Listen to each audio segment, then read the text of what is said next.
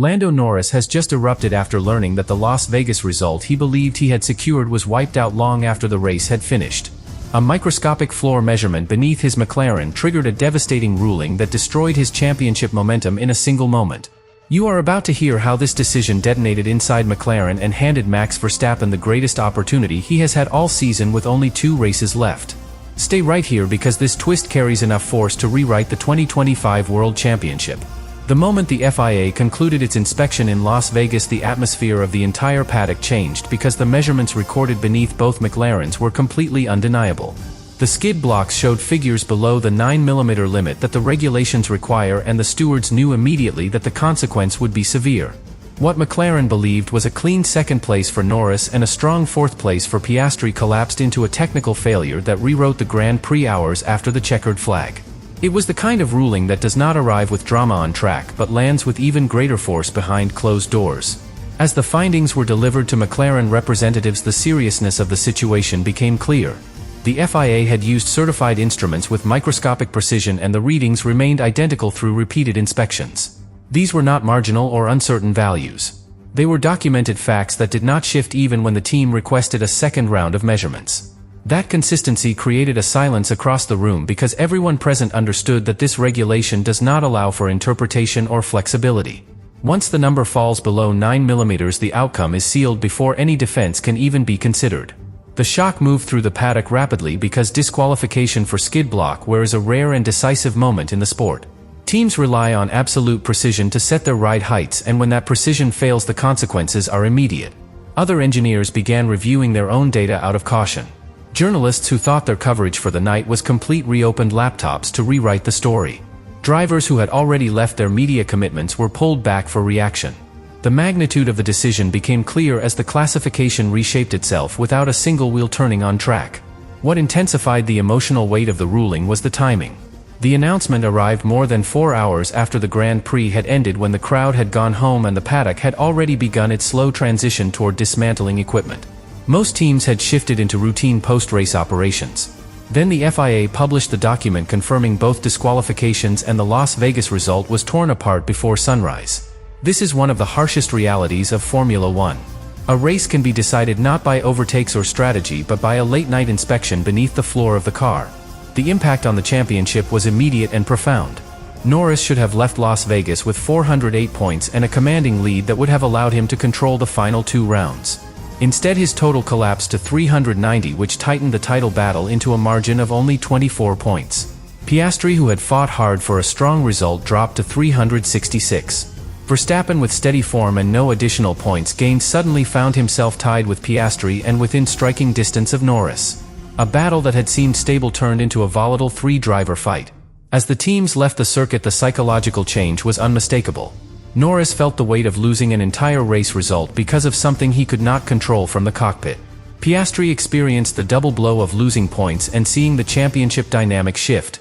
Verstappen sensed a new opportunity created not by on-track dominance but by the unforgiving language of the regulations. Las Vegas delivered a message that echoed across the sport. Precision defines champions. A fraction of a millimeter has the power to turn certainty into chaos and a title race into a storm of pressure and opportunity. The foundation of the Las Vegas ruling began with the exact measurements taken beneath Oscar Piastri's car. The officials documented 3 individual reference points on the skid block, and each value confirmed the same violation. The left front section measured 8.96 mm, the right front section recorded 8.74 mm, and the right rear position measured 8.90 mm. Every one of these figures fell below the legal minimum of 9 mm. These were not estimates or approximations. They were precise values captured by calibrated instruments capable of detecting variations that the human eye cannot perceive. When such readings remain stable through every inspection, the result becomes impossible to challenge. Lando Norris's McLaren presented an identical pattern of illegality when measured under the same scrutiny. The front right reference point delivered 8.88 mm while the rear right section showed 8.93 mm. McLaren engineers stood alongside the FIA technical team as the measurements were taken. Once they saw the numbers, they immediately requested a second round of checks, hoping to identify procedural inconsistency. The officials performed the inspections again with the same certified equipment. The values did not change. Not a single reading moved by even a fraction of a millimeter. In Formula One, this level of consistency transforms data from technical observation into undeniable proof. The regulation governing skid block thickness is intentionally inflexible because it protects the aerodynamic integrity of the sport. A thinner plank allows the car to run lower than intended, which can generate additional ground effect and translate into unintended performance. That is why the rule does not examine context or motivation. It asks only whether the plank remains at or above 9 mm. Earlier decisions during the season had already established the precedent. If the measurement falls below the requirement, the car must be disqualified. The FIA applied that same principle in Las Vegas and made clear that there was no legal path that allowed McLaren to retain either result. The timing of the decision brought additional emotional weight. The ruling landed more than 4 hours after the race had ended. McLaren believed it had secured a second-place finish for Norris and a fourth-place finish for Piastri. These results would have strengthened the team's championship position and placed significant pressure on Max Verstappen heading into the final rounds. Instead, in a silent inspection room after midnight, the results were stripped from the classification. The race was decided not in wheel-to-wheel combat but in a technical evaluation beneath the floor of the car. It is a reminder that Formula One is shaped by engineering as much as by racing. Once the standings were recalculated, the full impact of the ruling became clear.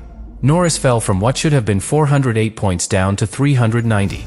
Piastri dropped to 366. Verstappen gained nothing on track but emerged as the primary beneficiary of the technical decision. The 21 points lost by McLaren reshaped the standings entirely. Instead of holding a dominant advantage, Norris found himself just 24 points ahead with 2 races and 1 sprint still to come. A margin that once looked commanding now appeared vulnerable. Las Vegas transformed the championship narrative in a single document. The psychological consequences of the ruling were immediate. Norris confronted a result that had been taken away by circumstances entirely outside his control. Piastri felt the sting of losing valuable points but recognized that his deficit to Norris had not widened. Verstappen sensed that the door to another world title had opened unexpectedly. These updated rankings did more than change the numbers at the top of the table. They altered confidence, momentum, and the mindset with which each contender now approaches the remaining rounds. The Las Vegas inspection became the moment that shifted the emotional balance of the championship. The technical foundation of the disqualification begins with the behavior of modern ground effect cars, which rely on a tightly controlled pocket of airflow beneath the floor. When that pocket becomes unstable, the car oscillates vertically, and these movements force the skid block into the asphalt with far greater frequency. McLaren explained that throughout the Las Vegas weekend, both cars experienced stronger and more persistent oscillations than their simulations had predicted. These rapid impacts gradually removed microscopic layers from the plank, and across 50 laps the cumulative wear exceeded the safety margin the team had built into the setup. The limited practice running during the weekend played a major role in the miscalculation. McLaren had fewer meaningful laps than usual due to rain interruptions and multiple red flags linked to circuit infrastructure problems. These disruptions prevented the team from gathering essential ride height and load data at representative speed. Normally, the engineers combine modeled behavior with long-run telemetry to validate the floor dynamics. In Las Vegas, they had incomplete data, and that lack of confirmation meant the team entered the race without fully understanding how the car would respond during extended high-speed running. McLaren also noted that Oscar Piastri's early race contact could have contributed to the accelerated wear. In the opening corner, he suffered an impact that destroyed a tire and forced him to pit immediately. Although the visible damage appeared limited, the force of such a collision can travel into the lower structure of the car and subtly change stiffness or alignment. Even a minor shift of this kind can increase how aggressively the car compresses under aerodynamic load, which in turn increases the pressure on the skid block. The officials accepted that this could have occurred but made clear that accidental damage does not alter the requirement to present a legal car. The characteristics of the Las Vegas circuit added to the challenge. The track contains several long sections where the cars run at maximum speed for extended periods, and this behavior increases aerodynamic load continuously.